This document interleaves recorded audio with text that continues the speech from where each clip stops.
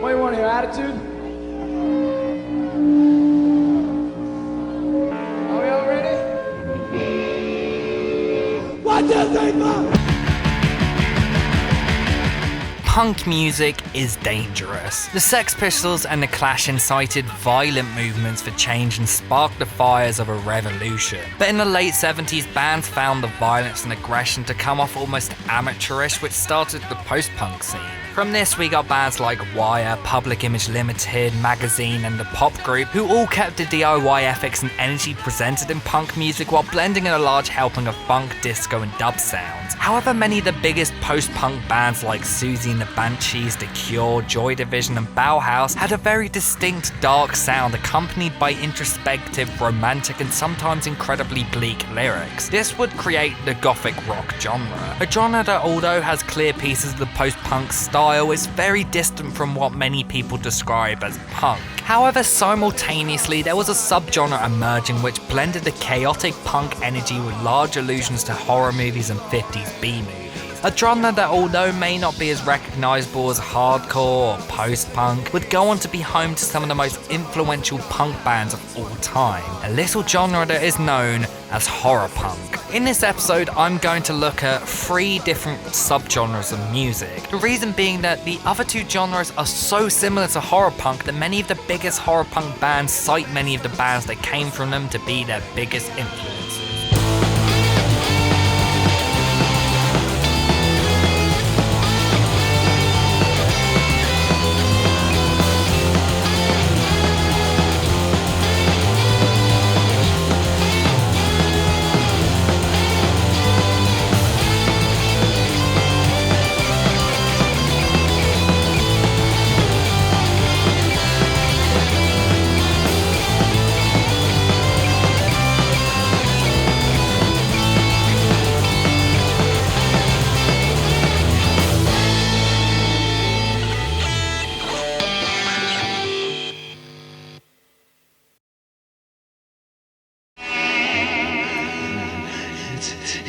It's a psychobilly freakout! Rockabilly is one of the earliest styles of rock and roll music. Dating back to the early 50s, it's been described as a mixture of bluegrass and rock and roll, and its name is a portmanteau of rock and hillbilly. Johnny Cash's 1976 song One Piece at a Time ends with a CB radio conversation in which the Cadillac, which the song describes the building of, is described as psychobilly. This phrase was then adopted by the band The Cramps, who described their music as psychobilly and rockabilly voodoo on the flyers made for their shows. Psychobilly was described by alternative press writer Robert Downey as being driven by the rhythmic pounding of a stand-up bass. The music swings with the snarl of punk rock while sometimes thrashing alongside speed metal or crashing headlong into country icon Hank Williams. Although the Cramps frontman Lux Interior refused to use the word to describe their music, instead claimed that it was used to drive business, many consider later bands to be the first true psychobilly bands, but the Cramps set a lot of the building blocks into place. Their sound was inspired by early rockabilly, surf rock acts like Dick Dale, garage rock acts like the Sonics and the Trashmen, as well as the early punk scene from which they emerged. Lux Interior and guitarist Poison Ivy met in California in the early 70s before moving to New York City and entering into the infamous CBGB scene alongside Patti Smith, Talking Heads and the Ramones. Shortly after moving there and after 2 drummers exiting the band, the first LP lineup of Interior, Ivy, Brian Gregory and Nick Knox was formed. In 1980, the band released their debut album, Songs the Lord Taught Us, produced by big stars Alex Chilton. The album was acclaimed for incorporating elements of punk, surf, psychedelia, and rock and roll with a clear inspiration from campy horror movies from the 50s and 60s. The album's influence spread across the scene, not just as psychobilly, but rock music in general, with many bands praising them / covering them. In a spoken word show, Henry Rollins stated that the band should be the 2nd or 3rd band in the Rock and Roll Hall of Fame and described them being like superstars and movie monsters to them. The band would go on to release 8 studio albums, appear on Beverly Hills 90210, and record a song for the Return of the Living Dead soundtrack, which we'll talk about later on in this episode, before Lux Interior's death in 2009. Although the band is still not in the Rock and Roll Hall of Fame, a shattered bass drum head that Interior's head went through during a live show also is on display there. Although considered a pioneering psychobilly band, the genre's formation isn't believed to officially happen until the 80s with the formation of UK band The Meteors. Guitarist P. Paul Fennick and bassist Nigel Lewis had a history of playing in rockabilly bands, however they decided to experiment in blending lyrics based off horror and science fiction with a sound that blended punk and rockabilly with more energy than the Cramps, who had a much slower and more psychedelic sound. Fennick and Lewis shared lead vocals in their songs while Mark Robertson played the drums. Although received incredibly poorly at rockabilly clubs due to the band having too extreme of a sound and their drummer having green hair, the band saw great success when they started playing in a wider range of venues. They gained a loyal following who called themselves the Crazy Zorchmen or Wrecking Crew, who created their own dance known as Going Mental, later renamed as Wrecking, which is a mixture of fighting, dancing and moshing. Wrecking would go on to become a staple of the psychobilly scene. Many clubs started to refuse to book them as they felt that they were too dangerous, which wasn't helped by Fennick's ritual of spitting chicken blood during their performances. The band started to play at punk rock clubs alongside The Clash, The Damned and the UK Subs. However, unlike many of these bands, they adopted an incredibly apolitical style and insisted on their shows being a politics and religion-free zone where people could just have fun without disputing about anything. The band accrued a large cult following and would even make a short film called Meteor Madness with comedian Keith Allen, aka father of Lily and Alfie Allen. The band would go through multiple lineup changes with Fennick being the only original member currently still in the band, and they would go on to create 25 albums, with the most recent coming out in 2016. But their early albums, especially In Heaven and Wrecking Crew, are both considered early landmarks in the genre. In 1982, a nightclub opened up at the Clarendon Hotel in Hammersmith called Club Foot, which was described as the focal point for the whole psychobilly scene and saw regular performances from landmark psychobilly bands such as the Meteors, Guana Bats, Batmobile, the Stingrays, Klingons, and the Welsh band Demented Are Go. The release of Demented Are Go is where many people consider the second wave of psychobilly began, which led to it expanding all across Europe. The emerge from the second wave were bands such as Mad Sin, the Necromantics, and the Quakes, who moved from New York to London after struggling to build a following. The second wave started to incorporate a wider range of musical influences from just the punk and rockabilly sounds. Despite not taking off in the States at all, one psychobilly band from the second wave who managed to introduce audiences to the style were the Reverend Horton Heat. The Reverend Horton Heat is the stage name for singer and guitarist Jim Heath, considered by many to be the godfather of modern rockabilly and psychobilly. The song Psychobilly Freak Out from his 1990 debut Smoke 'Em If You Got 'Em was especially notable for introducing American audiences to the genre and would even go on to be included in the Guitar Hero 2 soundtrack years later. In the mid-90s, the genre saw a third wave in which it finally found a large home in the States, particularly in Southern California. Rancid frontman Tim Armstrong started Hellcat Records, which became the home to many psychobilly bands such as Devil's Brigade, Necromantics, and possibly the biggest US psychobilly band, Tiger Army. Emerging from the Gilman Street scene in California, the band blended the sounds of early punk, rock and roll, and rockabilly. Their debut self-titled album even featured the Quakes bassist Rob Peltier. Although the sound may be very different to what the first or even the second wave of the genre sounded like, the sound has a lot in common with horror punk, with its dark, violent lyrics inspired by horror movies and aggressive sound. Many horror punk bands would be inspired by the genre, and many of the bands that emerged from it, including a little band who notably wrote a song called American Nightmare, considered by some to be one of the first psychobilly songs. An offshoot of psychobilly was the gothabilly or hellbilly scene. This scene was more inspired by the gothic subculture and is mostly used to describe a fashion style inspired by gothic fashion. The term was first used by label Scully Records, who released a series of compilation CDs featuring bands such as pioneering gothabilly band Ghoultown. Their music blends classic Americana with gothic music and incredibly dark lyrics. The band have released 5 studio albums as well as a comic book and even a video game. Australian band Zombie Ghost Train are also one of the most notable gothabilly bands, with their addition of theremin and slap bass alongside their live performances, which featured the band in zombified clothes alongside extreme 50s style haircuts.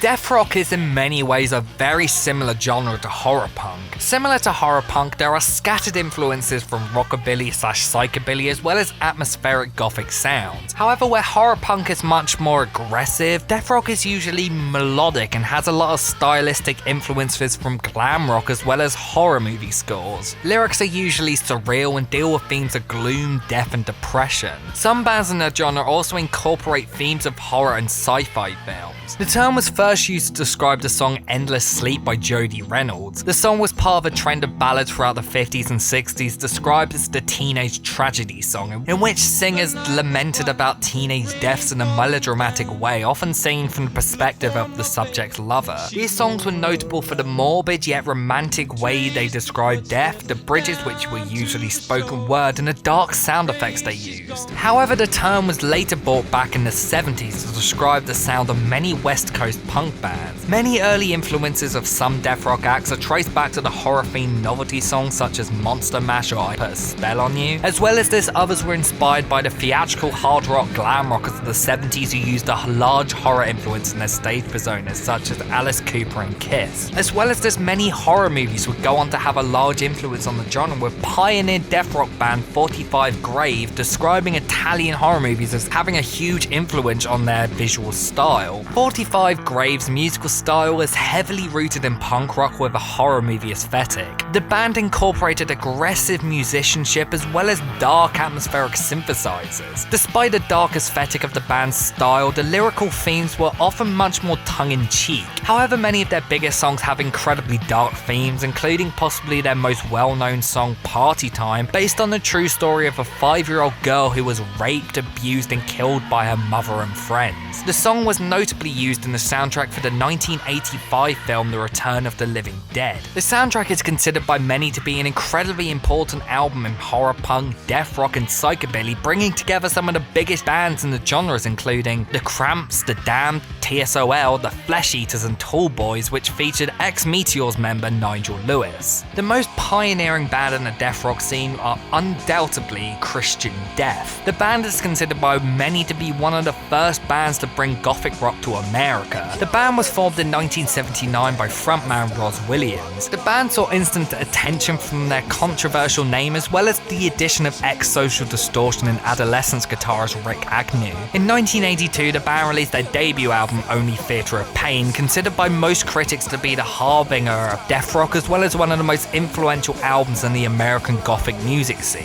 The album was incredibly controversial due to its heavy adversarial appropriation of Catholic imagery. It was reportedly destroyed on a religious TV program in a special of satanic influences. In 1983, Williams formed a new lineup by merging with the band Pompeii 99. The lineup saw the addition of guitarist Valor Kand, the longest running member in the band. They released 2 more albums before Williams left to focus on making more experimental music and performance art. In 1992, Williams would create his own version of Christian Death called Christian Death featuring Roz Williams, which featured Williams' wife Eva O on guitars and vocals. This version of the band would see 3 more albums released, and Williams also released albums in many different bands such as Shadow Project, Premature Ejaculation, Happiest Place on Earth, Dirkus Carota, Helter, EXP, as well as his own 2 solo albums. However, in 1998, he took his own life following a huge, incredibly influential career. His time with Christian Death is probably still what he's most remembered for, especially their debut album, which would go on to influence countless musicians such as Cradle of Filth, Typo Negative, 9 Inch Nails, Evanescence, Marilyn Manson, Jane's Addiction, AFI, and even horror punk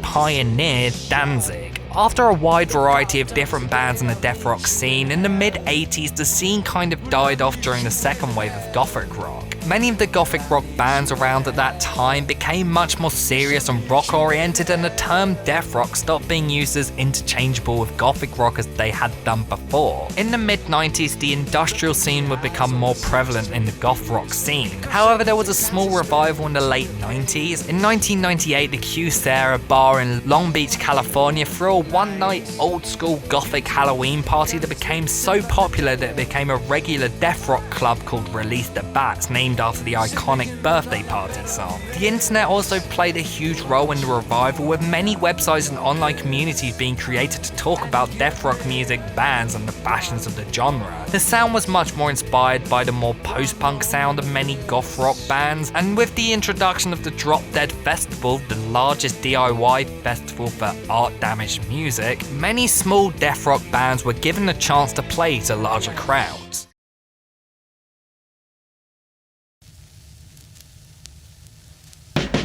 Psychobilly and death rock both hold a lot in common with horror punk. They all have that basic punk rock element in their sound and the heavy inspiration from horror movies and science fiction B-movies. Death rock and horror punk are the two that have the most in common, and many bands kind of overlap between the two genres and considered pioneers of both. These include 45 Grave, Christian Death, mostly in their pre-debut demos and early singles, and Theatre of Ice. However, while death rock lent more to the atmospheric gothic rock sound that Susie and the Banshees and The Cure would absolutely pioneer, horror punk was much more aggressive and melodic, while also taking inspiration from 1950s doo-wop and rockabilly. There are many bands in the horror punk scene that are worth noting, and we'll get to them in due time, but there's just no way we can even start the conversation about the genre without talking about the progenitors of the genre, the Misfits. The story of the Misfits starts with frontman Glenn Danzig. After spending years playing with local bands, he started the Misfits, naming the band after Marilyn Monroe's final film. Danzig recruited drummer Manny Martinez, who himself would recruit bassist Jerry Caffia after seeing a bass guitar in the back of his car.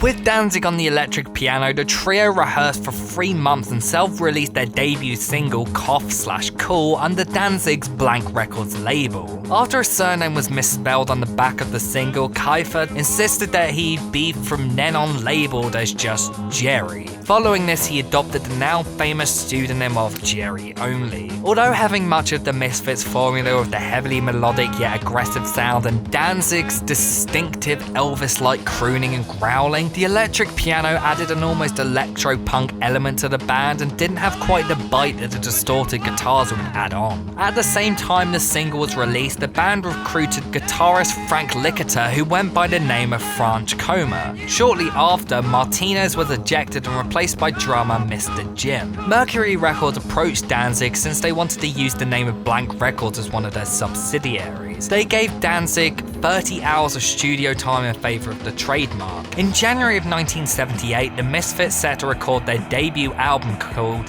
Static Age. They recorded 17 tracks completely live in a few takes with very little overdubs. However, they struggled to find a record label willing to release the album, leading them to shelve the album and instead releasing 4 of the tracks as the Bullet single under Danzig's new label Plan 9 Records. During the sessions for the album, the Misfits discovered their new and very distinct sound. Loud, heavily distorted punk rock with clear inspiration from rock and roll and rockabilly, with lyrics based on old horror movies and American contemporary history. This includes songs like Bullet, which describes the assassination of JFK, and Hollywood Babylon, inspired by the book of the same name about many of the sordid scandals in pre-1960s Hollywood. The band also adopted a new visual style, with Danzig painting skeletal patterns on his clothing and Jerry only wearing dark makeup and putting his hair up into the now infamous devil lock. This new style was what essentially became the basis for the genre of horror punk, and as the band began to release more and more singles and tour more, they grew a large following in the punk scene and would define the entire subgenre. Over the subsequent years, the band went through many lineup changes, with drummers especially constantly changing. In 1980, following the exit of then-current guitarist Bobby Steele, Jerry Only's brother Doyle, a longtime fan of the band, joined the band under the name Doyle Wolfgang von Frankenstein. In 1982, the band finally released a debut album called Walk Among Us, which was co-released by Ruby and Slash Records. The album carried on the band's unique style of blending horror movie-inspired lyrics with their rockabilly-inspired punk rock sound, with songs such as Night of the Living Dead, inspired by the 1968 film of the same name, and Astro Zombies, named after another 1968 horror movie of the same name. The album cover combines imagery from the Angry Red Planet and Earth versus the Flying Saucers. The album was considered an instant punk rock classic and is still to this day considered one of the most influential albums in American punk and metal. After constant clashes getting in the way of recording their next EP, including rows between members and the band being arrested for grave robbing, Danzig became incredibly dissatisfied and planned to exit the group. In July 1983, the band finished recording their 16-minute second full-length record, Earth AD/Wolf's Blood. The album featured a much heavier, more hardcore punk, thrash metal inspired sound. The songs Blood Feast and Death Comes Ripping were originally written by Danzig and intended for his follow-up project, however he included them on the album as a last-ditch effort to keep the band alive. However, on October 29th, during their annual Halloween performance, there was extreme tensions in the band caused by the new drummer being too drunk to perform and having to be escorted off stage during their set. After this, Danzig announced that the show would be the last performance from the band and they promptly broke up following this. Earth AD was released in December of that year and Danzig started a new band called Samhain. Although the band have elements of the distinct horror punk sound of the Misfits, much of their sound went in a much more heavy metal / death rock inspired direction. Their debut album Initium was released in 1984. It steps away from the B-movie inspired lyrical content of the Misfits albums and focuses instead on real world horrors. Because of its incredibly bleak and serious tone, it's considered one of the precursors to death metal. Samhain are considered by many to be a midpoint band for Danzig, coming after Misfits and shortly before he started his solo career. However, during their lifetime, Samhain were actually more successful than Misfits were in their original run. Metallica's James Hetfield even considered the band's second album, November Coming Fire, as in his top 10 favourite albums of all time, and because of this, the track Mothers of Mercy was featured in Guitar Hero Metallica. In 1988, Danzig started a new band called Danzig and released their debut album, which was described as a cross between The Doors and Black Sabbath, heading much more into a heavy metal direction. They have since released 11 albums, not including the 2 solo albums released under the Glenn Danzig name, which follow a neoclassical / dark ambient sound. Following the disbanding of the Misfits and the forming of Samhain, Jerry Only and Doyle formed a Christian metal band called Chris the Conqueror, who released one EP and made an unreleased album that was recently leaked online. During the band's lifetime, they never saw anything but underground success, inspiring many punk and metal bands, but never really getting the recognition that they would see in later years. However, in the late 80s through to the 90s, there was an increased interest in the Misfits, especially following their success that Danzig saw following the band, and their songs being covered by bands such as Metallica and Guns N' Roses. Following this, many compilations of the band's music were released, including Legacy of Brutality, which featured many of the tracks from the Static Age sessions, and Collection 1, which featured tracks from many of their previous EPs / singles, as well as previously unreleased versions of many of the tracks. Danzig even recorded new overdub guitar on some of the tracks to avoid paying royalties to other former band members. Following this, there was a lawsuit between Jerry Only, Doyle and Danzig. Danzig received the majority of royalties from the songs and claimed to have written all of the band's songs, whereas Jerry Only and Doyle claimed to have written 25 to 30%. Eventually, they stopped pursuing the songwriting credits and instead fought for the Misfits image and name. In 1995, after settling out of court, Jerry Only and Doyle were allowed shared merchandising rights as well as being able to record and perform under the Misfits name. Only and Doyle then reformed the band with Chris the Conqueror drummer Dr. Chud and 19-year-old singer Michael Emanuel, who went under the name of Michelle Graves. In 1996, the band finally released Static Age as part of a huge career-spanning box set, and in 1997 they released the first new album in 14 years titled American Psycho. The album received mixed to positive reviews, with many criticizing the lack of Danzig. 1999's Famous Monsters received even more negative reviews. In 2000's Graves and Chud both left the band, leading Only to take over vocal duties. Black Flag guitarist Des Cadena was recruited shortly after, however Doyle was against the idea, leading him to leave the band. Former Ramones drummer Marky Ramone joined shortly after, and in 2003 the band released a Psychobilly-inspired covers album called Project 1950. Doyle started to join Danzig on stage to play a series of old Misfits songs and also formed the horror punk band Gorgeous Frankenstein with his then wife. In 2011, Misfits released their 7th studio album, The Devil's Brain to almost widespread negative reception for critics of bands. In 2016, during a legal discussion, Danzig, Only and Doyle agreed to reunite to perform 2 headlining shows at Riot Fest. After a success, the band played a series of more shows, which as of October 2019 are still going. Although Danzig has made it very clear that he does not really want to do the reunion shows, so it's unsure if the Misfits are going to carry on, and if so, how they do it. But despite the number of legal issues and lackluster albums, the original era of the Misfits is not only the most influential in the entire horror punk genre, but one of the most influential on rock music in general.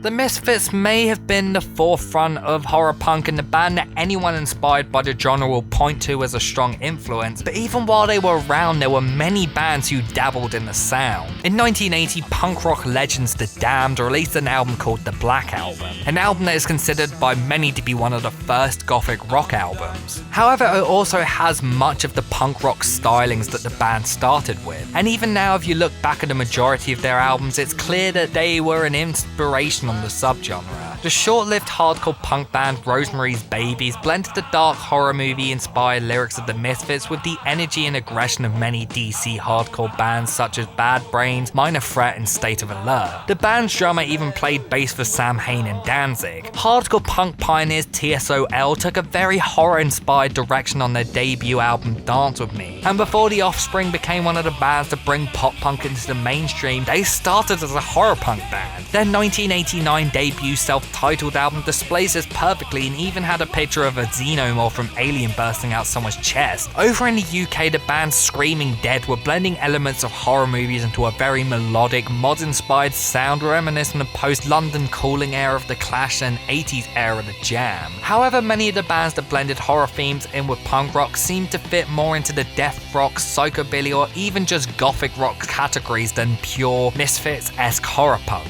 It wasn't until the 90s, when there was an increased interest on the Misfits, that the genre saw a large number of bands inspired by its sound. One of the most notable of these 90s era bands would be AFI. Although their first 3 albums were hardcore punk and their more recent stuff has either been pop punk or alternative rock, following the release of their self-titled EP, the band started to experiment with horror punk sounds, leading many to describe the band as goth punk. The album from 2000, The Art of Drowning, was the band's first commercial success and one of the most acclaimed albums of the band's career. Alternative Press even described the album as one of the most influential punk albums of the year 2000. The band then became one of the forerunners of the 2000s emo scene, which, love it or hate it, showed clear influence from horror punk, especially in the dark gothic appearance of many of the bands, as well as the dark violent lyrical content that they use. My Chemical Romance is one of the prime examples of this, especially on their 2004 album 3 Cheers for Sweet Revenge, which was described by frontman Gerard Way as being a pseudo-conceptual horror story and featured bleak lyrics about death and heavily Misfits-inspired music.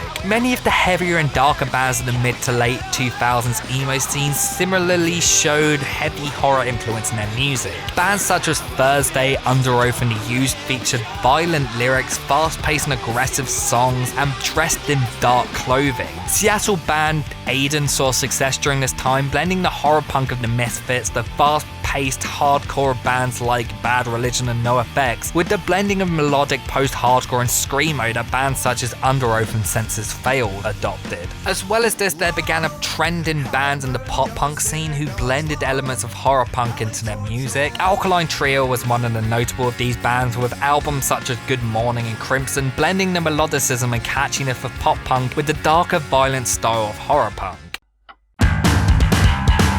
In 2016, Kerrang! Magazine described the band Ashes to Angels as being ringleaders of the recent New Grave movement. This movement describes a whole series of horror punk or alternative rock bands who have been inspired by the darker elements of horror. Cited in this list are also the bands New Year's Day, Dead, and probably the biggest horror punk band of the last few years, Creeper. Forming from the ashes of the band Our Time Down Here, a band that blended hardcore and horror, Creeper blend the melodic darkness of the Cramps, Alkaline Trio, AFI and My Chemical Romance with the visceral aggression of Misfits, along with other punk rock bands such as Jawbreaker, as well as that they add in a heavy helping of the theatricality of glam rock acts such as Meatloaf and David Bowie. Their debut album Eternity in Your Arms was described as all music as being a mix of glam rock, post-hardcore and horror punk. The album saw widespread acclaim from critics, receiving an 89 out of 100 on Metacritic, as well as reaching number 18 on the UK album chart. Ex-Murder Dolls frontman Wednesday 13 is still making horror punk music, with his most recent album coming out in September of this year. Ex-Misfits frontman Michelle Graves has made 10 albums in the last 6 years alone. Doyle has now released 2 solo albums, with the last one being in 2017. Ex-Misfits guitarist Bobby Steele's band The Undead are still going, as are The Damned, Screaming Dead, TSOL, 45 Grave, AFI, Christian Death, and kind of the Misfits, but probably not for much longer. Horror is kind of a weird section of the punk rock story, because although many of the biggest bands in horror punk and similar subgenres like Psychobilly and Deathrock are some of the most influential bands in punk, there's not really a story of progression in the genres like there are with something like post-punk or hardcore punk. And although these 3 genres may not be the most popular now, even back in punk's heyday, they serve as proof that the genre is far from death. Because all the time there's darkness in the world and horror movies to be seen, there will be anarchy in the world. What the